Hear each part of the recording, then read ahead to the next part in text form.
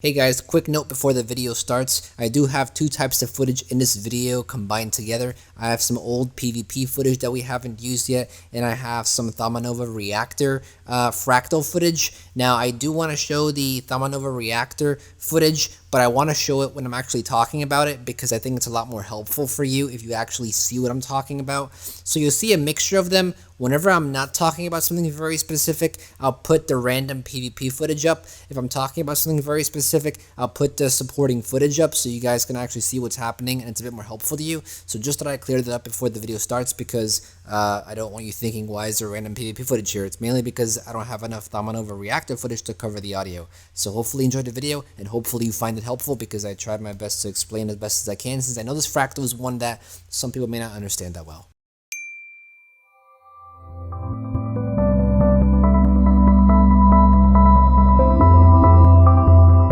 And hello YouTube, this is GSmaniamsmart, and I'm here on a brand new video for Gaming with GS, and today we're here on Guild Wars 2, and I want to talk a little bit about the fractal changes that we had in the Head of the Snake, but not only that, but also answer an important question that I feel like some players are still ignoring. Fractals is still being ignored by a good number of people. I have several people who I play with that don't want to do fractals, that feel like fractals just aren't worth it. And if you're someone who's also thinking the same thing, or you're someone who thinks, oh, fractals are too hard for me, then the question you should be asking is, should I really be doing fractals? Is fractals something that I want to do or I have to do? And the answer is obviously no, you don't have to do fractals, but it does give you a lot of great rewards, and there's a lot of incentives to do fractals. So I want to touch a little bit on that, and I also want to touch a little bit about the evolution of fractals, how it's changed, and also go over the Thaumanova Reactor changes since it was reworked. So if you've never done Thaumanova Reactor, I will explain it to you, and hopefully you'll be able to understand it. We do have some footage in the background of the Thaumanova Reactor, but quite frankly, I think it's crappy footage. I think it's not a very good fractal run. Because I tried to do Thaumanova Reactor Fractal twice with two different groups, two different pug groups, and I'm just surprised how people still don't know how to do Subject 6. So surprised that people don't know how to do that Fractal, yes, that people don't know how to avoid hitting the Subject 6 when it's blocking at level 64 still.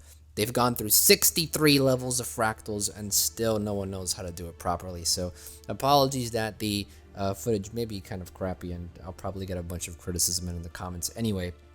But part of this video is also to teach you the fractal, and part of it is also to help you understand that it's important to practice all these fractals, and how ArenaNet is actually trying to rework these fractals to make them easier, to make them a bit more playable, less frustrating, and to give each fractal a bit more direction.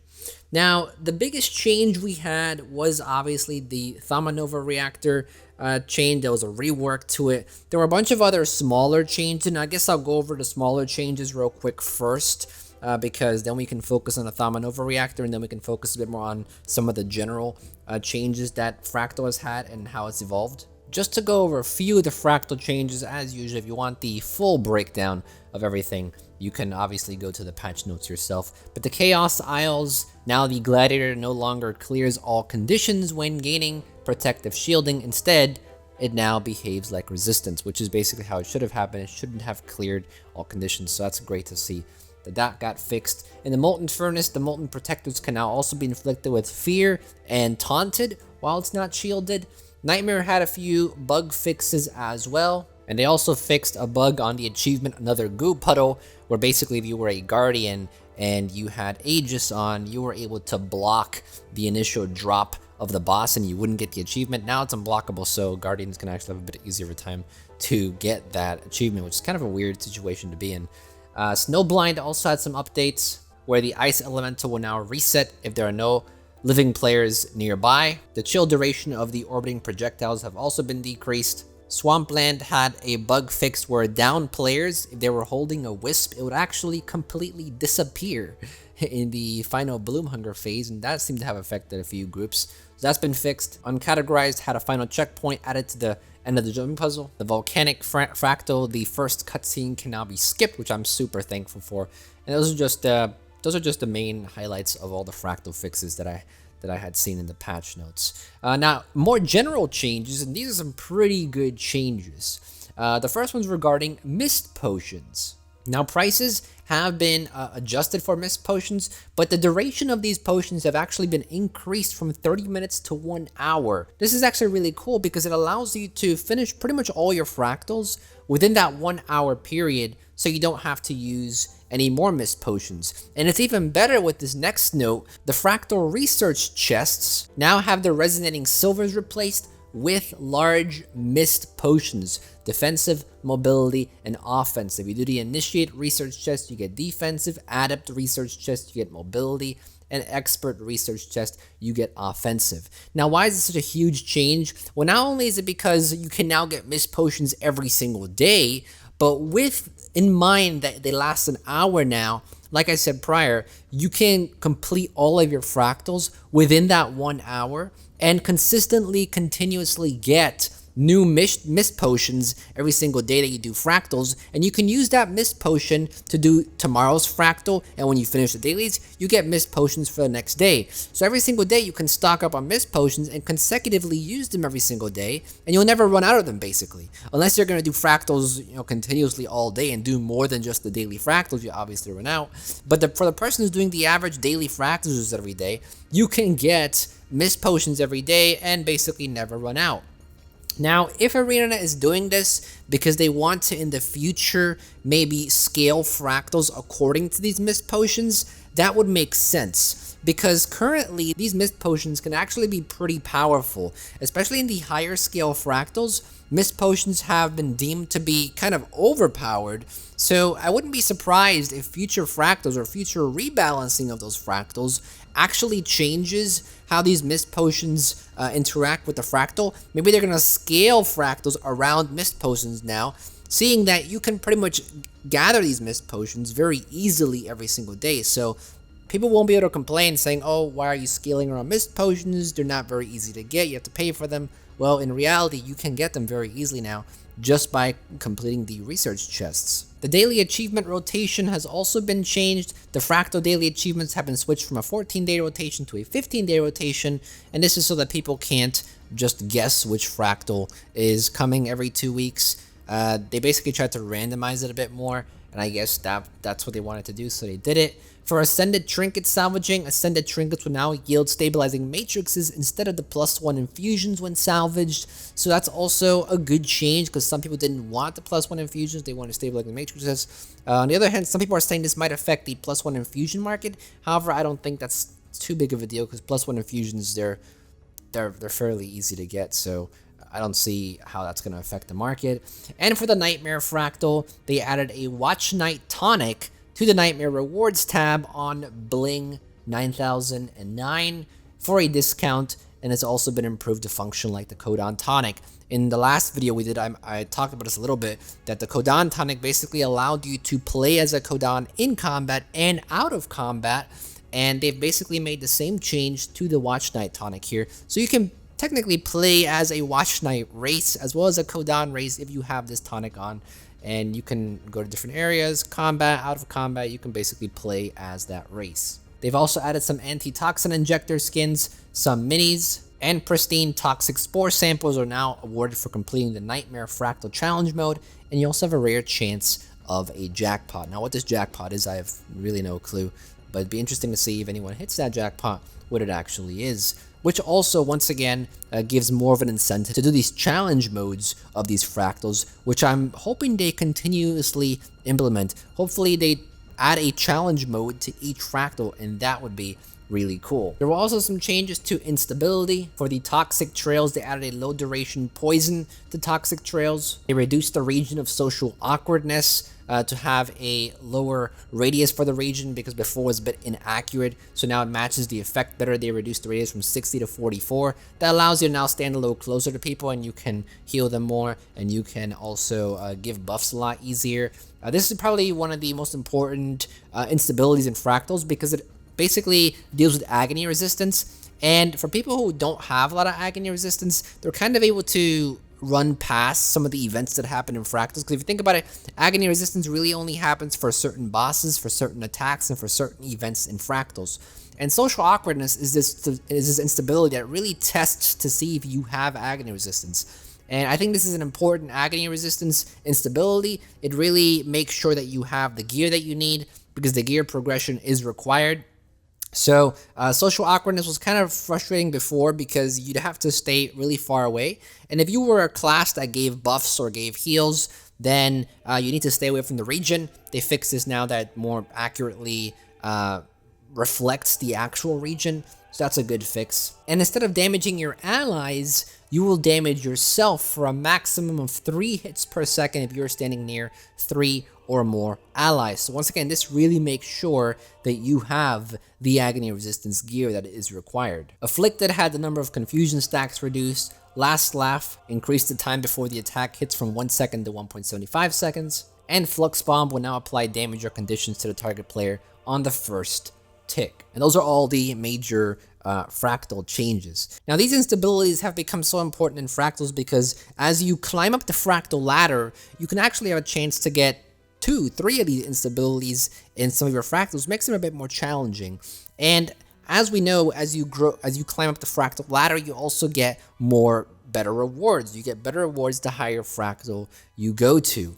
And like I said in the beginning of the video, the reason why you want to do fractals is for the experience, for the challenge, for the loot, for the gold, and for the achievements. So there's a lot of reason to do fractals. They've implemented a new legendary backpack. They're always constantly updating it, and fractals is getting a lot of attention. So there are a lot of reasons for you to do fractals. And for those of you who are ignoring fractals, I think you're doing yourself a disservice, because eventually you may want to do raids. Eventually you may want to do some of the more hardcore content. And I think fractals is a great stepping stone to raids. Dungeons is a great one to start off with, obviously. But I think fractals is starting to get a lot more like raids. Now, eventually, I do think they're going to make these fractals a little harder, and I think they are going to, make future fractals more harder to look more like raid encounters, because if you think about it, the Nightmare Fractal, they added a challenge mode, and that's sort of like a mini raid. So I wouldn't be surprised if soon we'll see more challenge modes and more newer fractals that will start to look like and feel like mini raids, and that's a great way for people who aren't into raids to see fractals as a stepping stone to get into raids, because I think personally fractals is the most difficult part of the game other than raids. I think it's the second most difficult part of the game that really tests your skills and really helps you understand your class, helps you understand your skills, and helps you understand some of the mechanics of the game, such as dodging, such as knowing how to counter certain attacks and take advantage of the skills, and also work with your team very well, which is exactly what you need to do in raids. So I highly recommend you do fractals, not only because it's getting so much attention, not only because it's getting so many updates, but because there are some really valuable rewards to it. There are some really cool things you can get from fractals, and it will help you in the future, and it will help you in general in playing this game and being good at the game. Now, as for the Thaumanova Reactor, they did have a rework for this, and I'm really happy that they're going through each of these fractals and reworking a lot of these, mainly because some of them do lack a sense of direction, and some of them are kind of frustrating, some of them are out of date. And I'm glad to see that they're constantly looking at these fractals, trying to make them better, trying to make them more challenging, more fun. Not too difficult that you'll try to pull your hair out, but just enough difficult that you're able to learn and you're able to master that fractal. And I really like that. So for the Thaumanova Reactor, they've actually done a really good job at improving this one. This is one of the fractals that I felt like a lot of people didn't know how to do because of all the colliders that are there. There's so many different mechanics you need to take advantage of. And if you've never done Thaumanova Reactor, the first time you go in there, you'll probably never know what's going on because there's a lack of direction in this fractal prior to this patch. But I feel like with this patch, they've really improved Thaumanova Reactor, and for new players coming into this fractal, it should be a bit easier to understand what's going on if you don't have anyone explaining to you what's going on. However, I don't recommend you go into a fractal if you don't know what you're doing. You should have at least someone explaining to you, at least like a YouTube guide. So please do that before you go into a fractal, because you'll pretty much waste your own time and everyone else's time as well, and that's not really a fun idea. Now, one of the biggest changes they've made to the Thaumanova Reactor is that prior to this patch, now if you're on a lower scale doing the Thaumanova Reactor, you didn't need to do all 4 colliders. In the higher levels of Fractals, you need to do all 4 colliders. Now, what they've done is they basically required you to do all 4 colliders across all scales. So it doesn't matter if it's your first time in going into Thaumanova Reactor, it doesn't matter if it's your 100th time in going into this Fractal on a very high scale, you're going to be required to do all 4 colliders. Now, some people are saying that it's kind of harsh because some new players don't know how to do all of them, but personally, I think this is a great idea because this is one of these fractals where if you don't do all 4 colliders, if you've always only done two out of the 4 colliders, then when you get to that stage in the higher scale fractals and you're actually required to do all of them, you're not going to know how to do them because you've never been required to do them. So I think this is a great move by ArenaNet to actually force people to understand the fractal and learn the fractal, so when you get to higher scales, you're not like a lot of people are today where you're expected that people would know how to do the fractals at a very high scale level. You're expecting people to know how to do all 4 colliders, and you end up in a situation where people actually don't know what they're doing. But not only have they basically allow you to understand this fractal better by requiring you to do all 4 colliders, but they've actually made a lot of changes to this fractal as well, and giving you more direction and giving you indication of what needs to be done.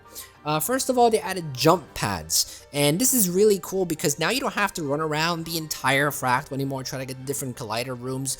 Just use the jump pads and you'll automatically get to the portion of the fractal that you want to get to. The portals also don't pull you anymore, which is kind of an annoying mechanic that you randomly got pulled sometimes. Now that's completely gone. They've also changed the liquid at the bottom of the fractal that usually applied burning, but now you can freely walk through the liquid at the bottom and you won't get burning applied to you.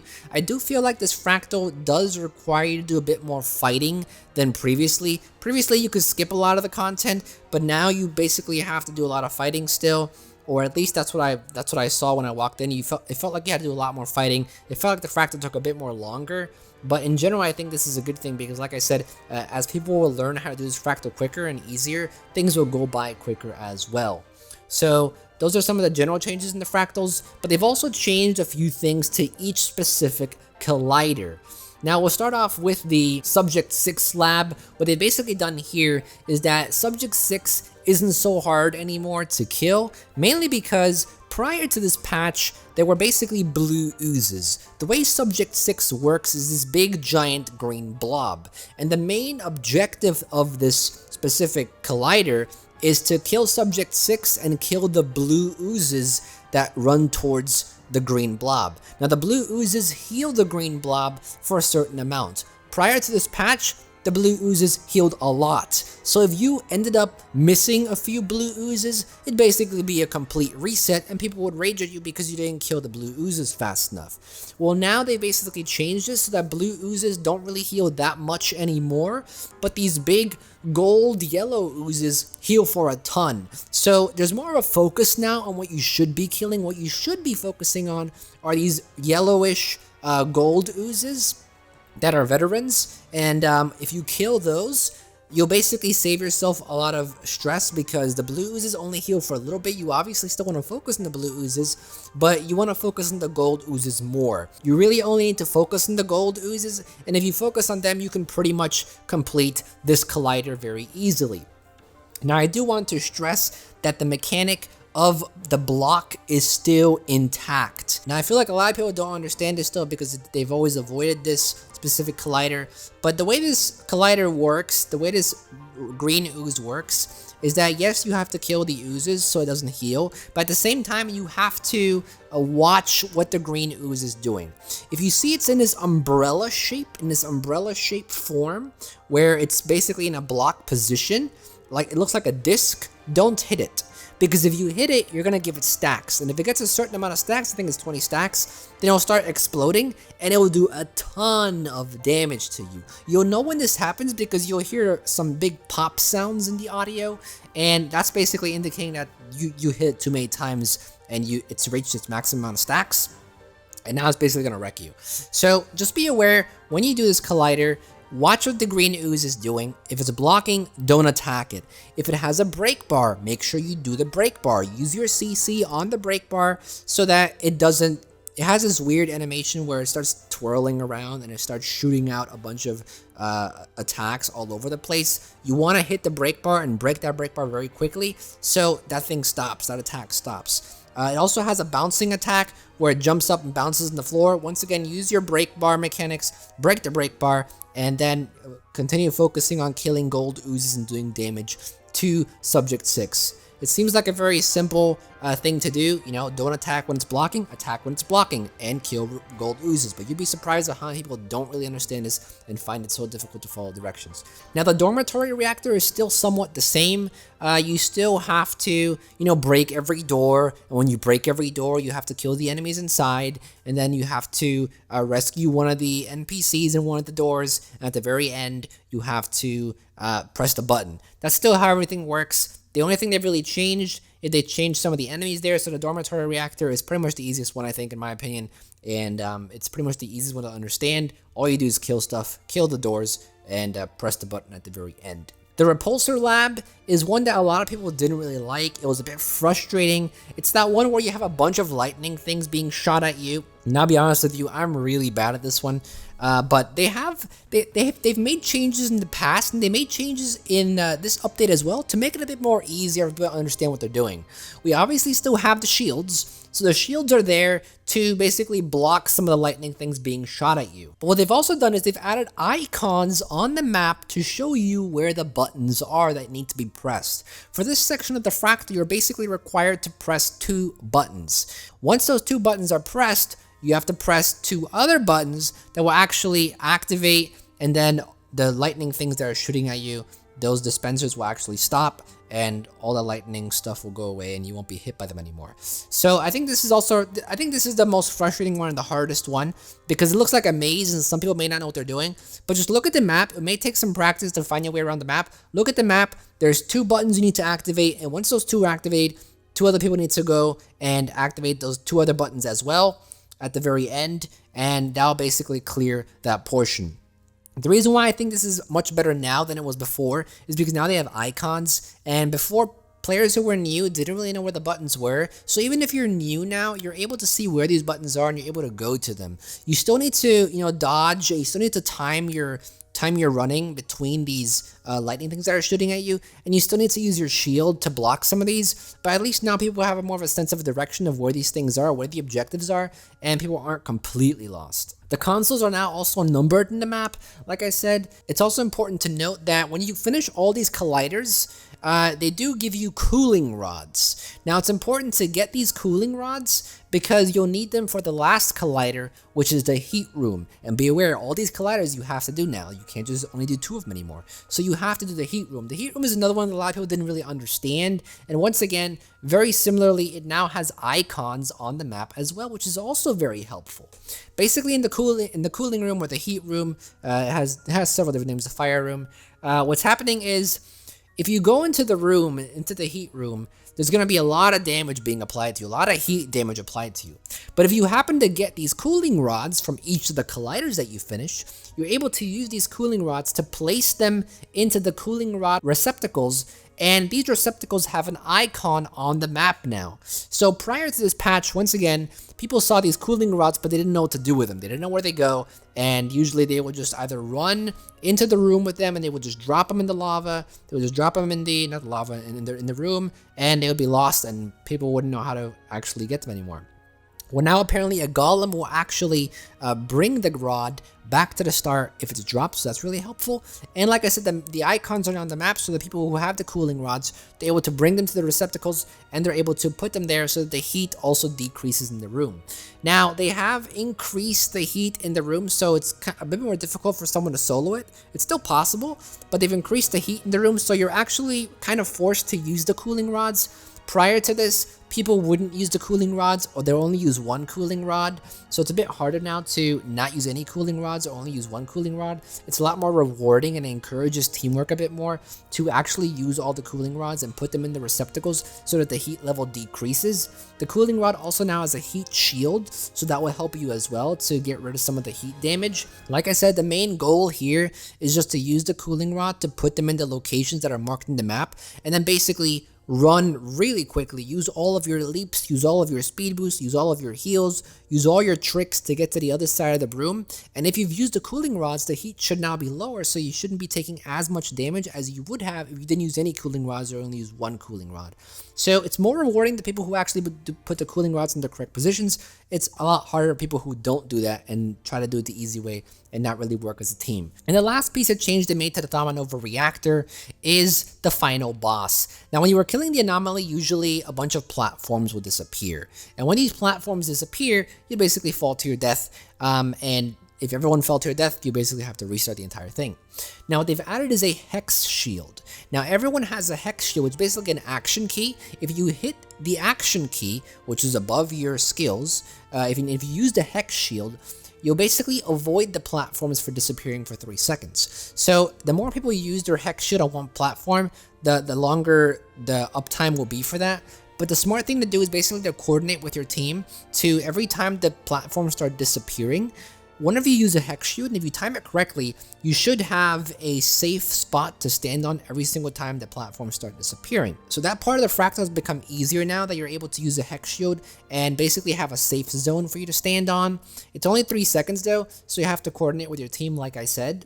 It is important to note that this does have a 32-second cooldown, so you can't just spam this. You can't just use it every single time that the boss makes the platforms disappear. You actually have to be smart about it because there's a 32-second cooldown, so you'll have to wait a bit to actually use this action key. Again, that's why I said coordination with your team is important.